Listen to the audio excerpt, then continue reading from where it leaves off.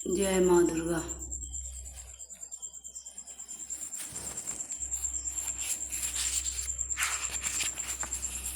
जय माँ दुर्गा।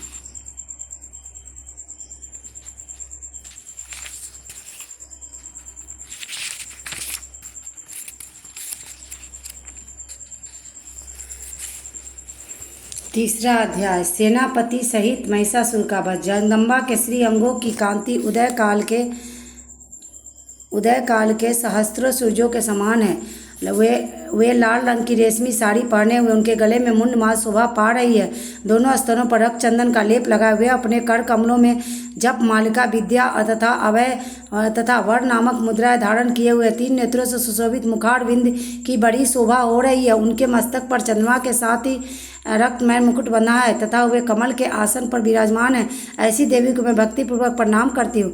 तेरा सेनापति सहित महिषासुर का वध। ऋषि कहते हैं, दैत्यों की सेना को इस प्रकार तहस नहस होते देख महादैत्य सेनापति चिक्षुर क्रोध में भरकर अंबिका देवी से युद्ध करने के लिए आगे बढ़ा। वह असुर रणभूमि में देवी के ऊपर इस प्रकार बाणों की वर्षा करने लगा जैसे बादल मेरुगिरी के शिखर पर पानी की धार बरसा रहा हो।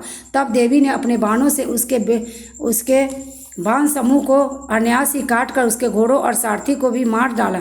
साथ ही उसके धनुष तथा अत्यंत ऊंची ध्वजा को भी तत्काल काट गिराया। धनुष कट जाने पर उसके अंगों को अपने बाणों से बीन डाला। धनुष, रथ, घोड़े और सारथी के नष्ट हो जाने पर वह असुर ढाल और तलवार लेकर देवी की ओर दौड़ा। उसने तीखी धार वाली तलवार से सिंह के मस्तक पर चोट करके देवी के भी बाएं भुजा में बड़े वेग से प्रहार किया। राजन, देवी की बाह पर पहुंचते ही वह तलवार टूट गई। फिर तो क्रोध में लाल आंखें करके उस राक्षस ने शूल हाथ में लिया और उसे महादैत्य ने भगवती भद्रकाली के ऊपर चलाया। वह शूल आकाश से गिरते हुए सूर्यमंडल की भांति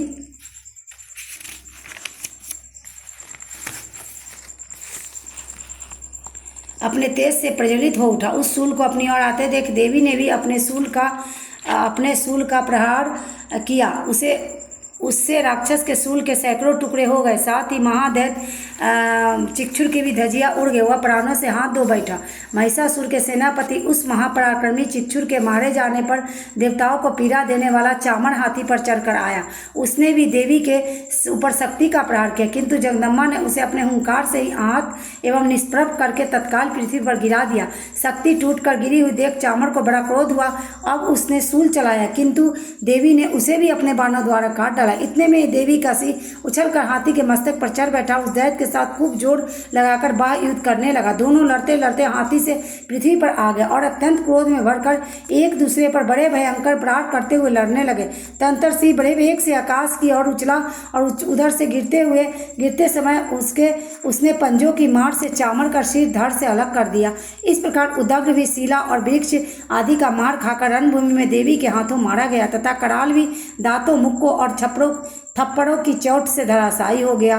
क्रोध में भरी हुई देवी ने गदा की चोट से उद्दत का कचुमर निकाल दिया। भिंदी पाल से बास्कल को तथा बाणों से ताम्र और अंधक को मौत के घाट उतार दिया। 3 नेत्रों वाली परमेश्वरी ने त्रिशूल से उग्रास, उग्रवीर तथा महाअनु नामक दैत्यों को मार डाला। तलवार की चोट से विराल के मस्तक को धड़ से काट गिराया। दूर और दुर्मुख इन दोनों को भी अपने बाणों से यमलोक भेज दिया। इस प्रकार अपनी सेना को संहार होता देख महिषासुर ने भैंस का रूप धारण करके देवी के गणों को त्रास देना आरंभ किया। किन्हीं को थुथुन की मार कर, किन्हीं के ऊपर खुरों का प्रहार करके, किन्हीं को पूंछ से चोट पहुंचाकर, कुछ को सिंगों से विदन करके, कुछ गणों को बेग से, किन्हीं को सीनाद से, कुछ को चक्कर देकर और कितनों को निश्वास वायु के जोग से धराशायी कर दिया। इस प्रकार गणों को सेना को गिराकर वह असुर महादेवी के सिर को मारने के लिए झपटा। इससे जगदम्बा का बड़ा क्रोध हुआ। उधर महापराक्रमी महिषासुर भी क्रोध में भरकर धरती को खुरों से खोदने लगा तथा अपने सिंगों से ऊंचे ऊंचे पर्वतों को उठाकर फेंकने और गरजने लगा। उसके वेग से